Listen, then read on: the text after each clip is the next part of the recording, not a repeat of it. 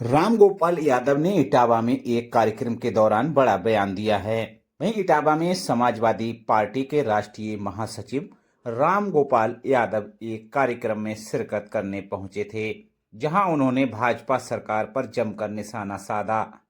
वहीं करणी सेना को संगठित अपराधी गिरोह जैसा बताया।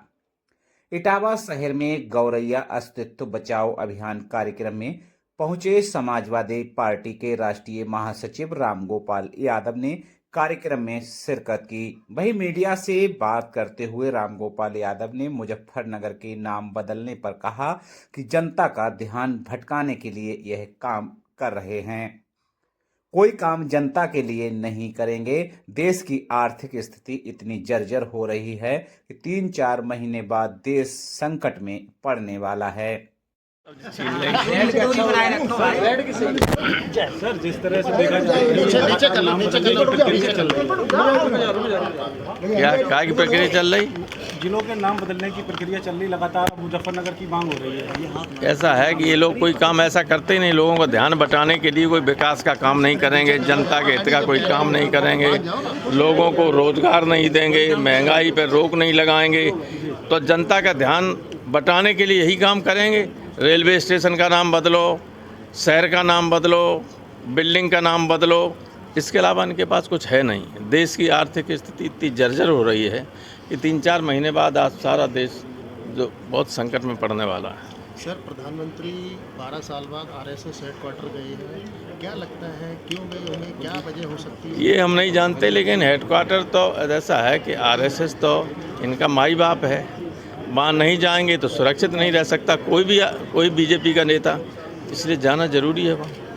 अमित शाह जी ने कहा है कि 30 साल तक भारतीय जनता पार्टी को देश से कोई नहीं हटा सकता है। ये बयान किस तरीके का नज़रिया पेश करता है? ऐसा है, जो डिक्टेटरशिप की मानसिकता के लोग होते हैं उस तरह के लोग डेमोक्रेसी में ये बयान दे सकते, वरना लोकतंत्र में तो जनता से बड़ा कोई नहीं। इनकी सत्ता में रहने का टाइम कांग्रेस जितना नहीं रहा है, कांग्रेस जितना नहीं रहा और न रह सकता है। तो वो जब चले गए, नहीं बच पाए, तो ये कैसे बच पाएंगे? रामजी लाल सुमन जी के बयान के बाद में करणी सेना ने उनको जान से मारने की धमकी दी है और इनाम घोषित किया है। समाजवादी पार्टी इस बयान को लेकर के, करणी सेना के बयान को लेकर क्या कहेगी? देखिए, इसको हमने पार्लियामेंट में भी उठाने की कोशिश की, लेकिन वहाँ आप जानते हो कि बीजेपी की पार्टी जो है उसके एमपी लोग हमें स्वयं करणी सेना के सदस्य बन जाते हैं, किसी को बोलने नहीं देते। लेकिन सुमन जी को जिस तरह की धमकी दी गई है, उस धमकी का हम लोग जवाब दे सकते हैं शांतिमय तरीके से। प्रशासन की इसमें बहुत बड़ी जिम्मेदारी रही और गलती रही, क्योंकि उस दिन चीफ मिनिस्टर आगरा में थे। रामजी लाल सुमन जी के घर से 1 किलोमीटर के दायरे के अंदर उनकी मीटिंग चल रही थी। तो आप जानते, शहर में अगर मुख्यमंत्री हो तो चप्पे चप्पे पर पुलिस की नज़र रहती, और ये 15 किलोमीटर पुलिस के साए में ही आए रामजी लाल के घर, सुमन के मकान तक।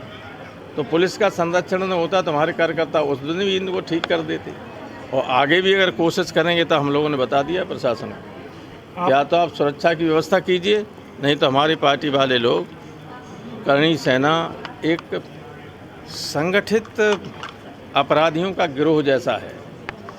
अभी मैंने जब ये कहा था, आपने देखा होगा कि एक मामले में गुजरात की पुलिस ने करणी सेना के अध्यक्ष की पगड़ी को उछाल के मार पीट के ले गए थे। इन्होंने कुछ किया? कुछ नहीं किया।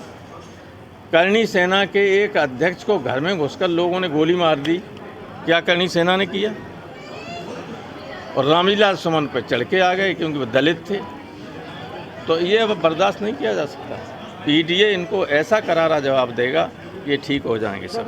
मुख्यमंत्री जी ने रामचरितमानस का पाठ चैत्र नवरात्रि को लेकर बोला है कि रामचरितमानस का पाठ हर जिले में किया जाएगा, साथ ही अवैध बूचड़खानों पर कार्रवाई के लिए भी बोलिए, मीट की दुकान। ऐसा है कि जब विनाश काले विपरीत बुद्धि, प्रोफेसर साहब, भाजपा के नेता जो हैं वो एक तरफ मुस्लिमों पर विवादित बयान देते हैं और दूसरी तरफ पीएम मोदी सौगातें मुस्लिम के तहत किट बांट रहे हैं। अब छोड़िए ये बातें, आप सब जानते हो कि सब कुछ दिखावे की बात है, सब असत्य भाषण करते हैं। आप फोटो खिंचा दो।